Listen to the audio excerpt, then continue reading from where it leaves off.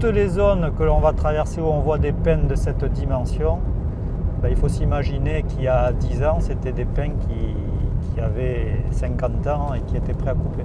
Sur des kilomètres autour du village de Broca dans les Landes, le même paysage. Des parcelles à nu ou fraîchement reboisées. La nuit du 23 janvier 2009, la tempête Klaus balait cette zone. Ici, les vents ont soufflé à 170 km/h. Les Finlandais n'ont pas résisté. Il faut s'imaginer que le paysage a été complètement chamboulé en 2009. On a vu apparaître des clochers d'église qu'on ne voyait pas, des communes alentours.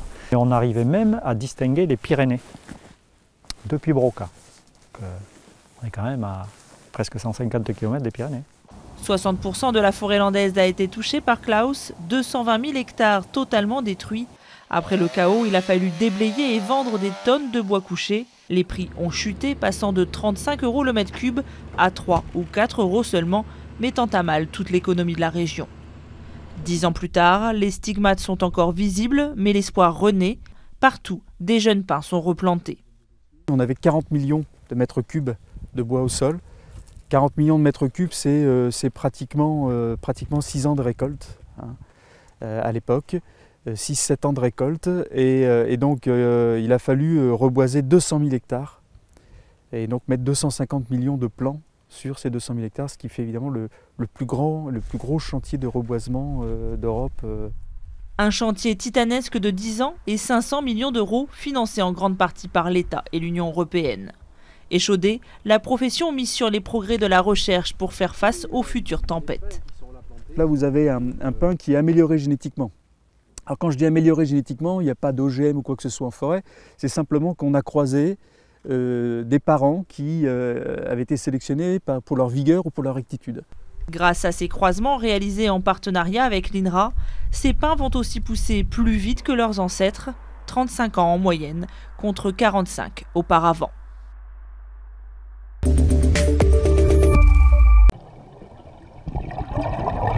Au fond de la Méditerranée, une hécatombe insoupçonnée. La grande nacre, l'un des plus grands coquillages du monde, se meurt. Un parasite, identifié en 2016, a déjà décimé les populations au large de l'Espagne et de la Corse. Et depuis le mois de novembre, l'épizootie est arrivé ici, dans la rade de Villefranche-sur-Mer.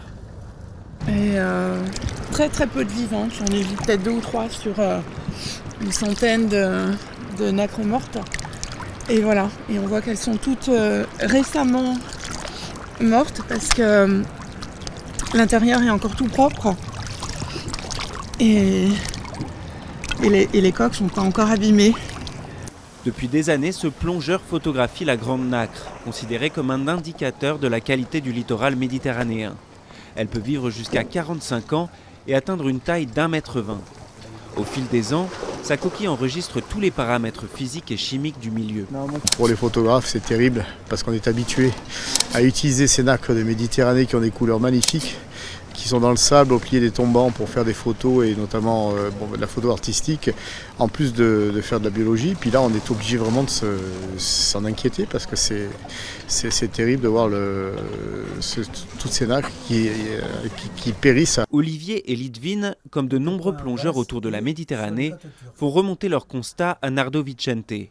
C'est lui, le biologiste, qui a alerté le premier sur la maladie des nacres. Pour le scientifique, cela ne fait aucun doute. D'autres espèces disparaîtront dans les mêmes conditions.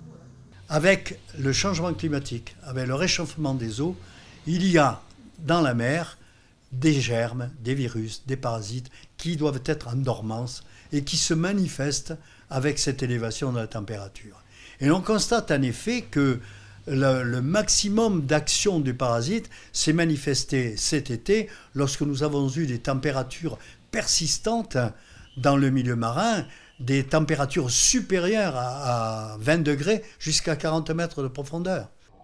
Les scientifiques envisagent de déplacer les nacres vivantes dans des eaux plus profondes pour qu'elles survivent, sans garantie de résultat. Mais la nature pourrait aussi reprendre ses droits. Nardo Vicente espère que dans certaines lagunes, des nacres résistantes aux parasites pourraient survivre et recoloniser un jour la Méditerranée. Beranou est propriétaire de cette maison qui a été construite il y a plus d'1 siècle. La demeure est dans sa famille depuis 7 générations. Un héritage précieux, d'autant plus que c'est l'une des rares maisons toujours debout datant de l'Empire éthiopien. De nos jours, la plupart des constructions que vous voyez correspondent plus à de l'architecture européenne.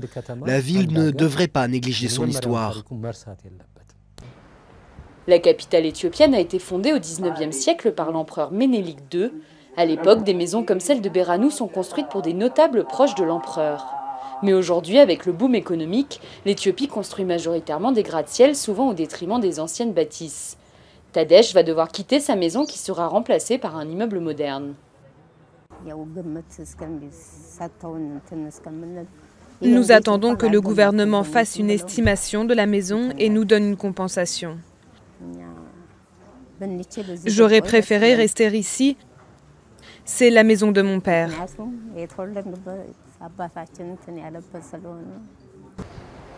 Seule une poignée de bâtiments historiques ont été restaurés avec l'aide du gouvernement. Des restaurations jugées trop coûteuses. Conséquence, beaucoup préfèrent détruire pour reconstruire.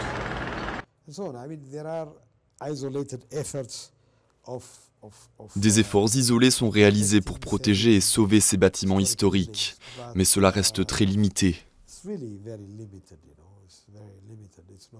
La protection des bâtiments historiques n'est pas une évidence.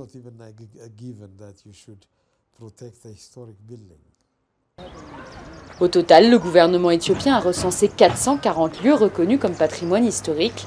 Problème, la plupart d'entre eux sont dans un état de délabrement avancé, faute d'entretien régulier.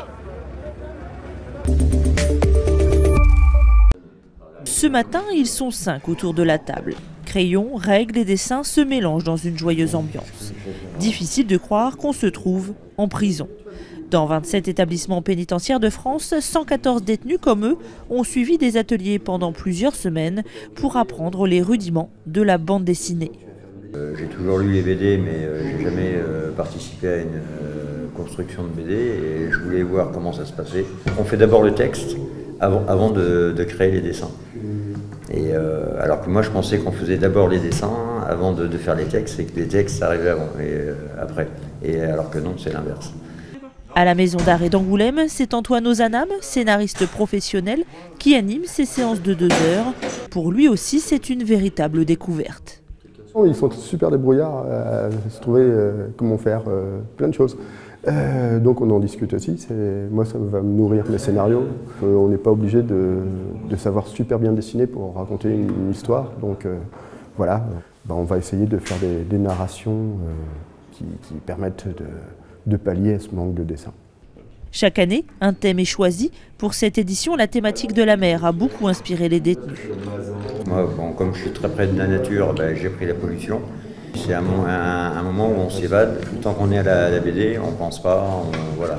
Parce que c'est vrai que sinon, des fois, on peut ruminer ou c'est pas toujours évident. Lancés il y a maintenant 10 ans, ces ateliers font partie du concours Transmuraille, organisé dans le cadre du Festival international de la bande dessinée d'Angoulême. Les meilleures planches sont récompensées et exposées le temps du festival, comme celle de Dan et de Régis, une fierté. Pour eux, c'est important parce que c'est une valorisation. Qui dit valorisation dit capacité aussi à se retrouver un petit peu d'estime de soi. Et puis se retrouver en groupe aussi à échanger, c'est important. C'est ce qui favorise aussi le lien social et donc potentiellement la réinsertion par la suite. Transmuraille peut parfois se transformer en bulle d'essai concluante pour certains. Un ancien détenu est aujourd'hui devenu dessinateur professionnel sous le pseudonyme d'artiste Berthéwan.